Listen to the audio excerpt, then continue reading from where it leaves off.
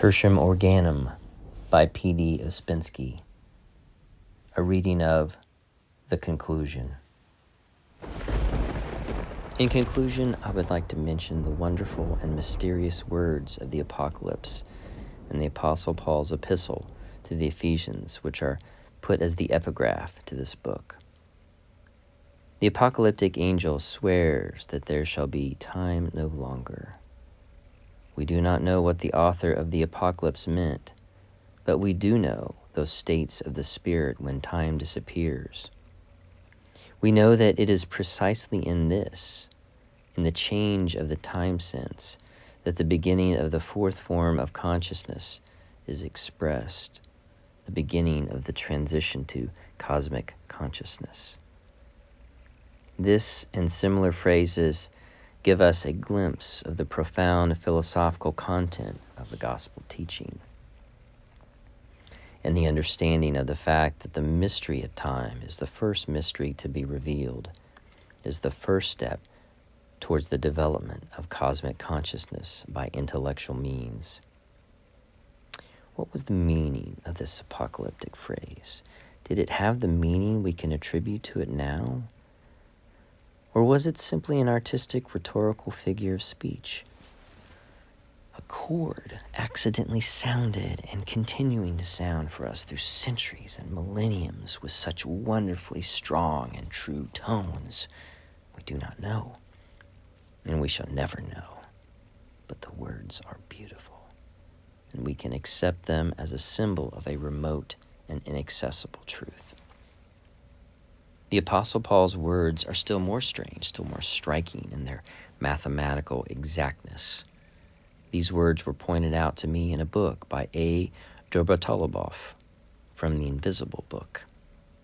The author sees in them a direct indication of the, quote, fourth measurement of space. Indeed, what can it mean? Quote, that ye, being rooted and grounded in love, may be able to comprehend with all saints what is the breadth and length and depth and height. First of all, what does the comprehension of breadth and length and depth and height mean? What could it be but the comprehension of space? And we know already that the comprehension of the mysteries of space is the beginning of higher comprehension. The apostle says that those rooted and grounded in love will comprehend with all the saints what space is. The question arises here, why should love give comprehension? That love leads to sanctity is clear. Love, as the Apostle Paul understands it, chapter 13 of the first epistle to the Corinthians, is the highest of all emotions, the synthesis, the merging together of all higher emotions. There can be no doubt that it leads to sanctity. Sanctity is the state of the spirit freed from the duality of man, with its eternal disharmony of the soul and body. In the language of the Apostle Paul, sanctity means even a little less than in our present language. He called all members of his church saints.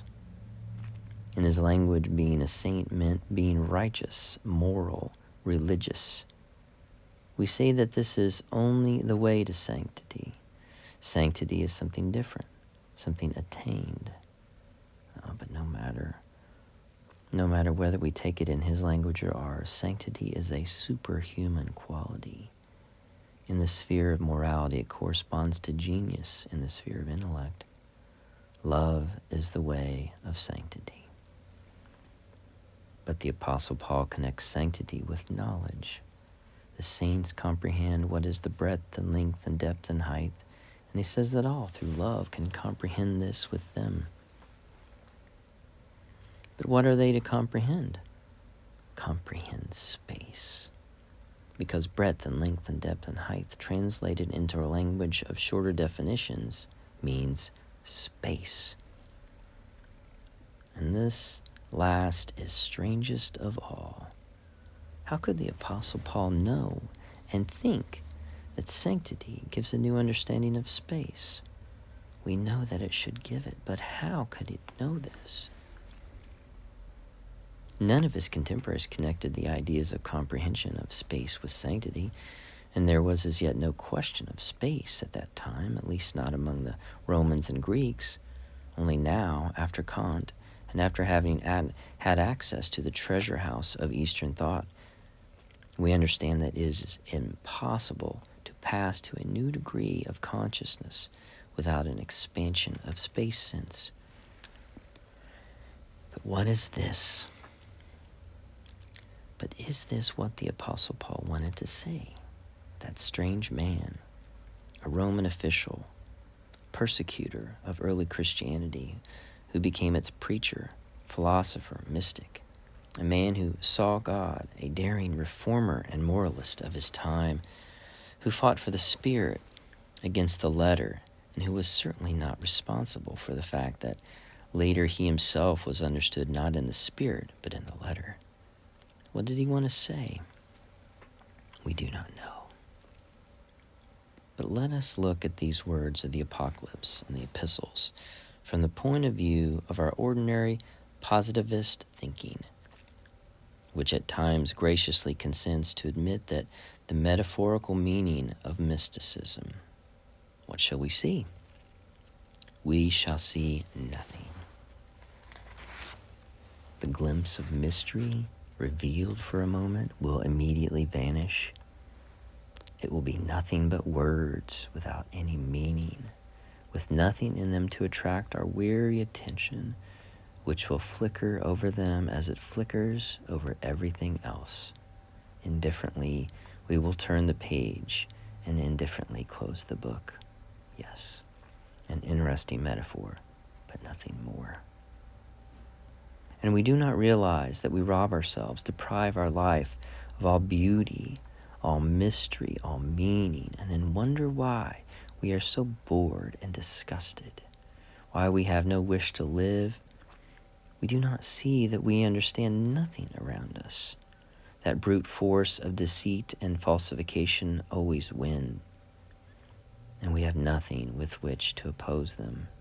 The method is no good. In its time, positivism came as something refreshing, sober, healthy, and progressive, blazing new trails for thought. After the sentimental constructions of naive dualism, it certainly was a big step forward. Positivism became a symbol of the progress of thought. But now we see that it inevitably leads to materialism. And in this form, it arrests thought. From being revolutionary, persecuted, anarchistic, free-thinking, positivism has become the basis of official science. It wears a uniform. Decorations have been bestowed upon it. Universities and academies have been placed at its disposal. It is recognized. It teaches. It rules over thought. But, having attained prosperity and success, positivism put an obstacle to the further development of thought. The Chinese wall of all positivist sciences and methods confronts free investigation. Everything rising above this wall is declared to be unscientific. And in this form, positivism, which before was a symbol of progress, has become conservative and reactionary. In the realm of thought, the existing order has become established, and struggle against it is already declared a crime. With surprising rapidity, principles which only yesterday were the highest expression of radicalism in the realm of thought are becoming props for opportunism in ideas, serve as blind alleys arresting the progress of thought. Before our very eyes, this is happening to the idea of evolution, upon which it is now possible to build anything one wants, and with the help of which one can refute everything. But free thought cannot be confined within any limits.